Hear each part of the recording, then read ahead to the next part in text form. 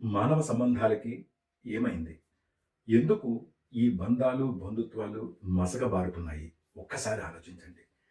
చిరు ప్రాయంలోనే పిల్లలు సూసైడ్ ఎందుకు చేసుకుంటున్నారు?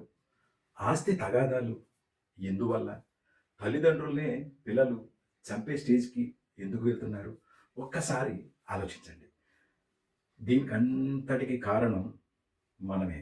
అంటే మనం అంటే తల్లిదండ్రులుగా మన పాత్ర కూడా దాంట్లో ఉంది. అలాగే మొబైల్ పాత్ర కూడా. ఇప్పుడు మన ఇంట్లో పిల్లలు మొబైల్ చూస్తున్నారు. మొబైల్ చూసేటప్పుడు మనం వాళ్ళని రిస్ట్రిక్ట్ చేస్తాం. అంటే నియంత్రిస్తాం. ఆ నియంత్రణ వల్ల వాళ్ళలో మనపై ఒక నెగెటివ్ ఇంపాక్ట్ అనేది ఉంటుంది. ఆ నెగెటివ్ ఇంపాక్ట్‌ని పాజిటివ్‌గా కూడా మనం రిస్ట్రిక్ట్ చేయవచ్చు. ఇప్పుడు ఎలా ఉంటుందంటే ఇప్పుడు మీకు తెలుసు సమాజంలో రేట్లు పెరిగిపోయాయి. మనం బతకాలి అంటే గనక అమ్మ, నాన్న అంటే తల్లి, తండ్రి ఇద్దరూ జాబ్ చేస్తేనే బతకాల్సిన పరిస్థితి. సో, అలాంటి సిట్యుయేషన్‌లో తల్లి, తండ్రి జాబ్‌కి వెళ్తారు. పిల్లలు ఎలోన్‌గా అంటే ఒంటరితనానికి అలవాటు పడిపోయారు. అలాంటప్పుడు వాళ్ళకి స్నేహితుడు ఎవరండి? Mobile phone. మొబైల్ ఫోనే వాళ్ళకి స్నేహితుడు. వాళ్ళకి కావాల్సిన దాన్ని మొబైల్ ఫోన్‌లోనే చూసుకొని కాలం గడుపుతూ ఉంటారు. అలాంటి క్షణంలో మొబైల్ ఫోన్ ఒక బెస్ట్ ఫ్రెండ్‌గా మారుతుంది.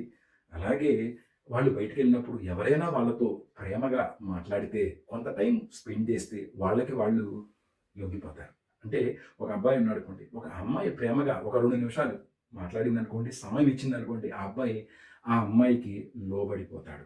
ఇది ఏంటంటే తల్లిదండ్రులు పిల్లలతో సమయం గడపలేకపోవడం వల్ల జరిగే దుస్థితి. అంటే నేను చెప్పేదేంటంటే తల్లిదండ్రులు కొంత టైం తీసుకోవాలి. మీరు సంపాదనలో బిజీ. యెస్. అయినా సరే మీ పిల్లల్ని కంట్రోల్ చేయడం కోసం, మీ పిల్లలు మీ గీత దాటకుండా ఉండడం కోసం వాళ్ళతో వాళ్ళ వాళ్ళ అభిప్రాయాలు తెలుసుకోవాలి. వాళ్ళ ఇష్టాలు తెలుసుకోవాలి. వాళ్ళతో సమయం మనం స్పెండ్ చేయాలి. స్పెండ్ చేసినప్పుడే వాళ్ళు మనకి ప్రేమగా మారతారు. మన నెక్స్ట్ తరానికి వాళ్ళొక ప్రేమ తరం అందజేస్తారు. సో, నేను చెప్పేదేంటంటే పిల్లలతో ప్రేమగా సమయం స్పెండ్ చేయండి. సంపాదన కరెక్ట్. దాంతో పాటుగా మీ టైంని వెచ్చించాలి పిల్లల కోసం. సో, పెడదారిలో పిల్లలు వెళ్ళరు. దానివల్ల మనం స్పెండ్ చేయకపోవడం వల్ల జరిగే అనర్థాలేంటంటే పిల్లలు ఒంటరితనం ఫీల్ అవ్వడం, మొబైల్‌కి బానిస అవ్వడం, ఏదైనా ఎగ్జామ్‌లో ఫెయిల్ అయితే గనక ఆ ఒంటరితనంలో ఏవో పిచ్చి పిచ్చి డెసిషన్‌లు తీసుకోవడం, అలాగే ఎవరైనా పిల్లలకి ప్రేమ చూపిస్తే వాళ్ళకి లోబడిపోవడం, వాళ్ళు లోబడిపోయి మన మీద నెగెటివ్ పెంచుకొని, ఆ నెగటివిటీ ఎంతవరకు వస్తుందంటే ఈరోజు హత్య వరకు కూడా వస్తుంది. సో, దయచేసి తల్లిదండ్రులుగా మన కర్తవ్యం పిల్లలపై ప్రేమ పెంచుకోవడం, వాళ్ళతో సమయాన్నివ్వడం, వాళ్ళతో చక్కగా వాళ్ళ ఇష్టాలు తెలుసుకోవడం, ఆ ఇష్టాలకి లోబడి మనం పని చేయడం. సో, ఇలా చేయడం వల్ల 100% పిల్లల్లో మార్పు కలుగుతుంది అనడంలో ఎటువంటి సందేహం లేదు. హోప్ నా మెసేజ్ మీకు నచ్చినట్లుగా భావిస్తాను. Thank you. Thank you so much.